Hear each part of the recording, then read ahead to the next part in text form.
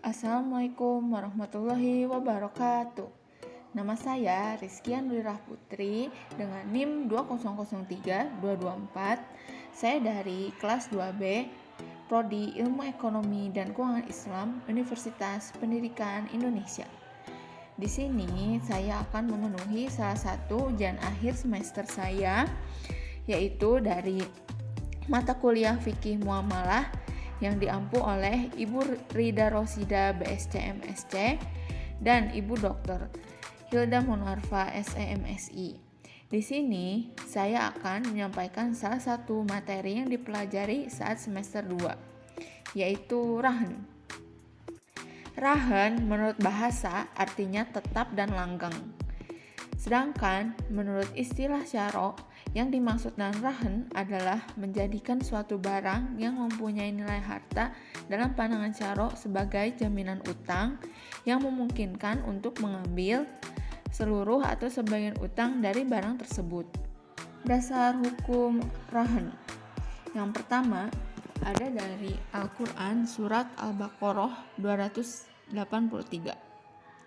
A'udzu billahi minasyaitonir rajim. Bismillahirrahmanirrahim. Wa in kuntum ala safari wa lam tajidu katiban farihanum maqbudah. Fa in amina ba'dukum ba'da falyu'adil lazi tu'mina amanatahu wal yattaqillaha rabbah wa la taqtumu syuhadah wa may yaqtum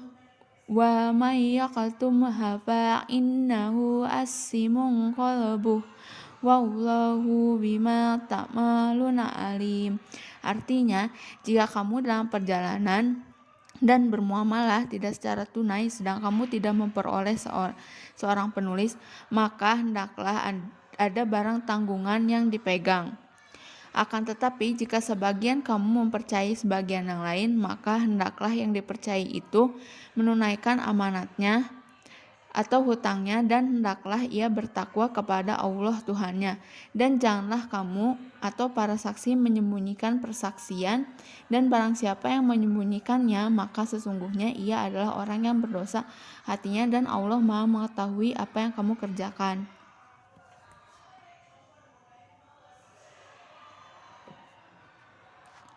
Lalu selanjutnya ada hadis. Diketahui kemudian dalam sebuah hadis riwayat Bukhari, kitab Ar-Rahan, dikatakan bahwa artinya dari Aisyah, sesungguhnya Nabi SAW membeli makanan secara tidak tunai dari seorang Yahudi dengan menggadaikan baju besinya. Rukun rohan. Gadai memiliki 4 rukun: rahin, murtahin, marhun, dan marhun bih. Yang pertama, murtahin adalah orang yang menerima gadai. Yang kedua, rahin adalah orang yang memberikan gadai. Marhun atau rahan adalah harta yang digadaikan untuk menjamin utang. Marhun bih adalah utang. Syarat rahan. Yang pertama, syarat akid.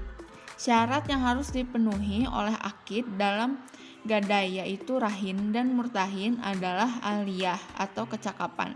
Kecakapan menurut Hanafiyah adalah kecakapan untuk melakukan jual beli. Yang kedua ada syarat sigot. Menurut Hanafiyah, sigot gadai tidak boleh digantungkan dengan syarat dan tidak disandarkan kepada masa yang akan datang. Yang ketiga itu ada syarat marhun. Artinya semua barang yang sah diperjualbelikan sah pula digadaikan. Yang keempat ada syarat marhun bih.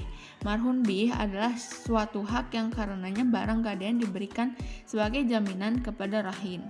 Menurut Hanafiyah, marhun bih harus memenuhi syarat-syarat sebagai berikut. Yang pertama, marhun bih harus berupa hak yang wajib diserahkan kepada pemiliknya, yaitu rahin, karena tidak perlu memberikan jaminan tanpa ada barang yang dijaminnya. Yang kedua, pelunasan utang memungkinkan untuk diambil dari marhun bih. Apabila tidak memungkinkan pembayaran utang dari marhun bih, maka rahan hukumnya tidak sah. Yang ketiga, hak marhun bih harus jelas, tidak boleh majhul. atau tidak jelas. Lalu, ada manfaat rahan. Yang pertama, membantu saudara-saudara sesama muslim kita yang sedang mengalami kesulitan keuangan. Yang kedua, memberikan pembiayaan agar masyarakat terhindar dari riba. Yang ketiga, memberikan keamanan bagi segenap penabung dan pemegang deposito bahwa dananya tidak akan hilang begitu saja. Contoh kasus rahan. Pak Alfian menggadaikan mobilnya ke bank syariah untuk meminjam uang sebesar 65 juta dan melunasinya sesuai jangka waktu yang telah ditentukan. Setelah melunasi hutangnya ke bank syariah, maka bank syariah akan mengembalikan mobil tersebut. Mungkin